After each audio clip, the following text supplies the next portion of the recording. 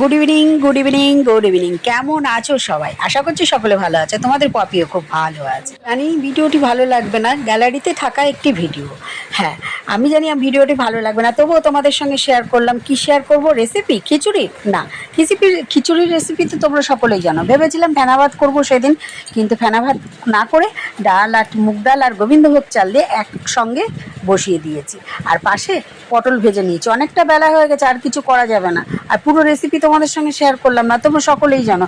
গোবিন্দভোগ চাল আর ডাল দিয়ে একদম বসিয়ে দিয়েছি। লাস্টে দিয়ে দিলাম ঘি, গরম মশলা, একটু মিষ্টি দিয়ে নামিয়ে নিয়ে চলে আসলাম। একদম গরম গরম খিচুড়ি আর পটল ভাজা, মা মেয়েতে একদম জমে যাবে। বিশ্বাস করবে না বন্ধুরা, এত সুন্দর টেস্টি হয়েছে। হেলাফেলা করে রান্না হয়েছে না, খুব ভালো হয়েছে খেতে।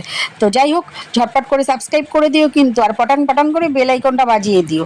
ভুলে যেও না কিন্তু, সাবস্ক্রাইব না করে চলে যাচ্ছ তোমরা। টাটা, বাই বাই, ভালো থেকো, সুস্থ থেকো সকলে।